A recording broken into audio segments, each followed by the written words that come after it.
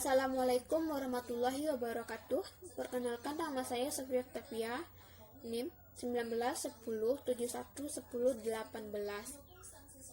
jurusan Ilmu Sejarah Universitas Andalas. Kali ini kita akan mereview buku Siti Nurbaya Kasih Tak Sampai yang dikarang oleh Marah Rusli.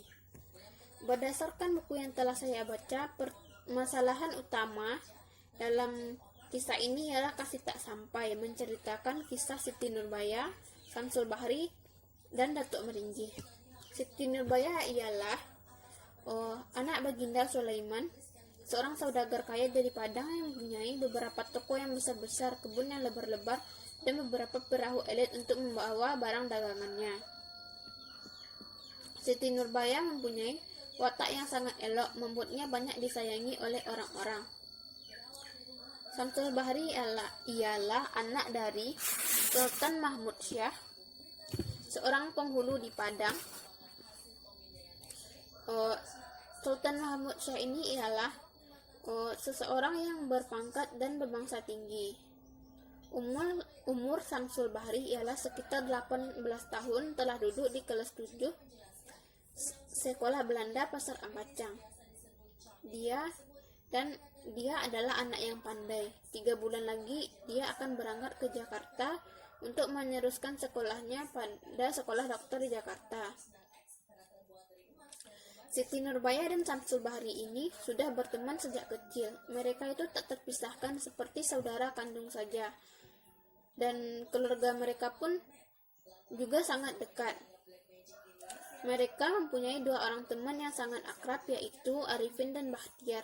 Sedangkan Datuk Meringgi adalah seorang saudagar Padang yang sangat kaya. Ia mempunyai beberapa toko di pasar besar serta hampir semua tanah di wilayah Padang bertuliskan namanya. Tidak ada orang yang tidak mengenalnya, bahkan para pedagang dari luar sekalipun seperti Cina, Belanda, dan India. Sedangkan walaupun ia sangat kaya, tetapi Datuk Meringgi ini sangat kikir. Uang sesen pun ia sangat perhitungan, bahkan ia sampai menahan dirinya untuk tidak mengeluarkan uangnya. Ia suka kawin cerai, nampak gadis muda saja langsung ia nikahi. Sudah beberapa kali ia bercerai. Bahkan di setiap sudut kampung ia mempunyai anak. Sebelum berangkat ke Jakarta, Samsul Bahri mengajak Siti Nurbaya dan 2 orang temannya ke Gunung Padang untuk menghabiskan waktu bersama dan bermain-main. Pada bagian cerita ini juga ditemukan bahwa Sultan Mahmud mempunyai saudara perempuan bernama Putri Rupiah, seorang kemenakan yang bernama Putri Rupiah, serta saudara laki-laki bernama Sultan Hamzah. Dalam pertemuannya dengan saudaranya, Sultan Mahmud disuruh untuk mencari istri lagi, karena di Minang itu pada zaman dahulu laki-laki itu istrinya banyak. Dalam pertemuannya tersebut, ia juga disuruh untuk mencarikan suami dan membiayai pernikahan kemenakannya Putri Rukiah, yang mana di Minang kemenakan ini adalah tanggung jawab mama. Sehari sebelum berangkat ke Jakarta bersama Arifin dan Bahtiar, Samsul Bahri menyatakan perasaannya kepada Siti Nurbaya, dan Nurbaya juga memiliki perasaan yang sama terhadap Samsul Bahri. Akhirnya mereka menjadi seorang sepasang kekasih. Setelah melihat Samsul Bahri berangkat, ternyata Nurbaya belum terbiasa tanpa kehadiran Samsul Bahri. 3 bulan setelah Samsul Bahri pergi, ia mengirimkan surat kepada Siti Nurbaya, yang mana dalam surat tersebut ia menceritakan keluh kesahnya kepada Siti Nurbaya. Datuk Meringgi, seperti yang kita ketahui, ialah saudagar yang sangat kikir. Ia iri dan takut usahanya disaingi oleh Baginda Sulaiman, ayah Siti Nurbaya, yang usaha dagangannya bertambah maju. Akhirnya Datuk Maringgi ini menyuruh Pendekar Lima untuk menghancurkan dan membakar toko milik ayah Nurbaya, serta menghasut anak buah Baginda Sulaiman agar menjadi anak buah Datuk Maringgi. Saat Baginda Sulaiman pergi ke Padang Panjang, ternyata Pendekar Lima menjalankan aksinya membakar toko Baginda Sulaiman, maka bangkrutlah Baginda Sulaiman ini. Kalau Baginda Sulaiman tak bisa membayar hutangnya, maka Siti Nurbaya harus menjadi istri Datuk Maringgi. Karena tak mau ayahnya di penjara, akhirnya Siti Nurbaya terpaksa menikah dengan Datuk Maringgi. Ayah Nurbaya ini juga sakit-sakitan setelah anaknya menikah dengan Datuk yang jahanam ini. Kemudian Nurbaya mengirimkan surat kepada Samsul Bahri bahwa ia telah melanggar janjinya. Ia menceritakan kalau ia telah menjadi seorang istri dari Datuk Maringgi yang biadab ini. Setahun telah berlalu, pulanglah Samsul Bahri ke kampung halamannya. Ia sangat senang sekaligus sedih bertemu dengan Siti Nurbaya.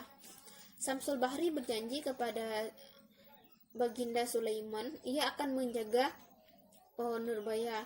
Pada malam hari di tempat yang gelap, Nurbaya dan Samsul Bahri bertemu. Ia menceritakan mengapa ia menikah dengan Datuk Maringgi. Pada saat mereka sedang asik berdua, ternyata mereka diikuti oleh Datuk Maringgi. Marahlah Datuk ini kepada Nurbaya dan banyak warga yang berdatangan. Datang juga ayah dari Samsul Bahri ini. Karena mendengar suara ribut-ribut, ayah Nurbaya yang sedang sakit terpaksa bangun, tapi ternyata saat dia turun dari tangga, dia terjatuh dan meninggal.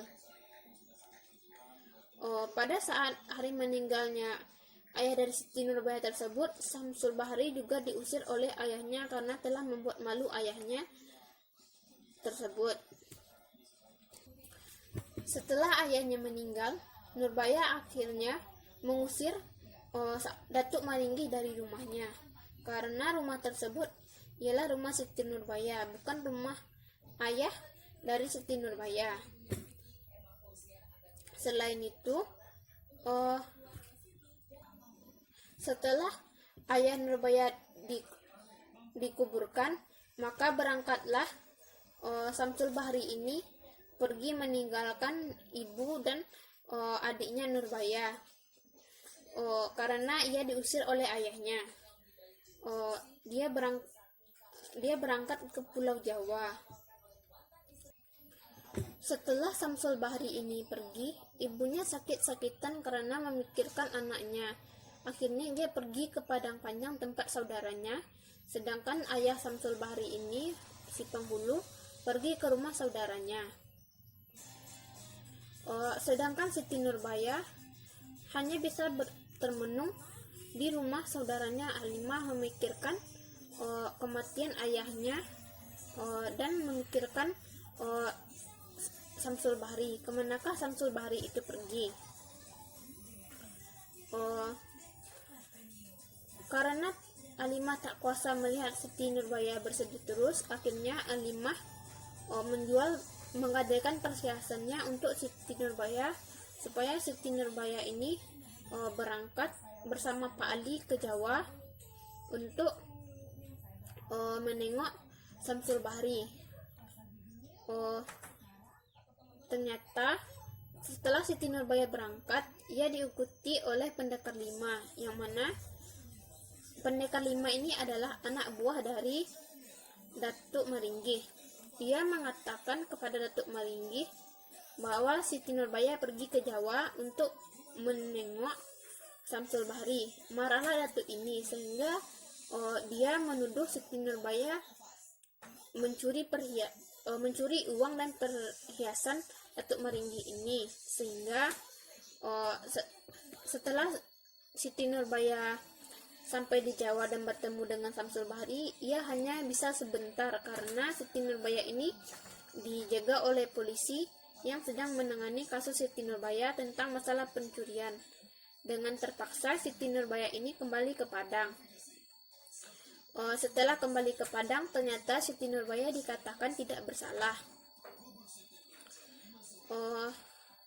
Kemudian setelah beberapa hari di rumah Halimah, Siti Nurbaya, ternyata ada seorang pedagang yang menjajakan dagangannya. Siti Nurbaya bersama Halimah membeli dagangan pedagang itu. Ternyata pedagang itu adalah orang suruhan dari Datuk Maringgih. Saat Siti Nurbaya memakan dagangannya, Siti Nurbaya dinyatakan meninggal dunia karena keracunan. Untung saja Halimah tidak memakan dagangan tersebut. Akhirnya Siti Nurbaya meninggal. Setelah Siti Nurbaya meninggal karena keracunan, akhirnya berita tersebut sampai ke telinga Ibu Samsul Bahri, yang mana pada waktu bersamaan itu pula meninggallah ibu dari Samsul Bahri ini. Selain itu, tak berapa lama setelah itu sampailah berita kematian Siti Nurbaya ke telinga Samsul Bahri. Samsul Bahri sangat sedih mendengar kematian Siti Nurbaya. Akhirnya ia menuliskan surat kepada ayahnya, teman-temannya. Ia meminta maaf kalau ia tidak dapat bersama mereka lagi. Akhirnya Samsul Bahri ini pergilah ke sebuah bukit,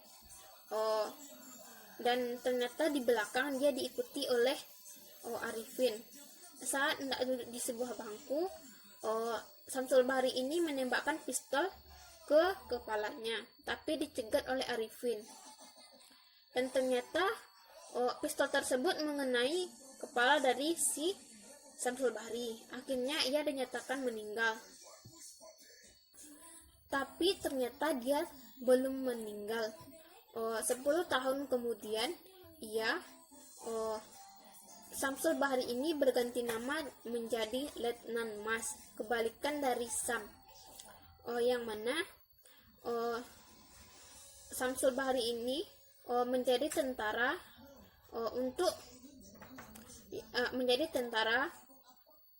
yang diutus pemerintah untuk menangani kasus perkara rusuhnya Belasting di Padang, yang mana Samsul Bahri saat itu ialah bagian dari tentara Belanda. Kemudian Samsul Bahri ini berjalan-jalan. Setelah sampainya di Padang, Samsul Bahri ini berjalan-jalan di sekitar kampung dan menanyakan kepada penduduk setempat di mana makam Siti Nurbaya, ayahnya beserta ibu dari Samsul Bahri ini. Dan warga tersebut menunjukkan. Setelah berziarah ke makam, Samsul Bahri ini ternyata bertemu dengan Datuk Maringgih, yang mana Datuk Maringgih ini sedang membela rakyat Padang, karena pada itu terjadi rakyat tidak mau membayar pajak yang sangat mahal kepada Belanda, sehingga terjadilah kerusuhan tersebut. Saat pertemuan antara Samsul Bahri dengan Datuk Maringgih itu terjadilah perang, yang mana Datuk Maringgih dan Samsul Bahri ini meninggal. Tapi sebelum meninggal, Samsul Bahri ini sempat dilarikan ke rumah sakit. Saat di rumah sakit, dia bertemu dengan ayahnya. Dia mengatakan kepada dokter Belanda dia ingin menemui ayahnya. Lalu setelah itu dia berpesan kepada ayahnya kalau orang yang bernama Letnan Mas itu adalah Samsul Bahri. Saat dia meninggal, ayahnya baru tahu kalau orang yang ditengoknya tersebut adalah anaknya sendiri yang telah meninggal, yang dinyatakan tiada sejak 10 tahun yang lalu, tapi ternyata dia baru meninggal di hadapannya saat ini. akhirnya meninggallah Samsul Bahri ini, dan tak berapa lama kemudian meninggal jugalah ayahnya. Dalam cerita tersebut juga saya dapat mengambil kesimpulan bahwa masyarakat Minang ini dulunya anak gadis banyak yang menikah muda, sehingga dan juga laki-laki Minang ini banyak memiliki istri. Mereka suka mengabung ayam, beristri di mana-mana, menelantarkan anak, sehingga terjadilah yang dinamakan dengan banyak kasus penganiayaan, yang mana si ayah tidak peduli kepada anaknya dan anaknya pun tidak peduli kepada ayahnya. Sekian cerita saya, review saya hari ini. Kesimpulan yang dapat kita ambil ialah kita harus mempelajari pendidikan, mengerti pentingnya pendidikan supaya tidak terjadi banyak kasus pernikahan muda, supaya anak-anak tidak terlantar. Karena menikah muda itu sangat sulit, bahkan ada yang meninggal karena melahirkan anaknya.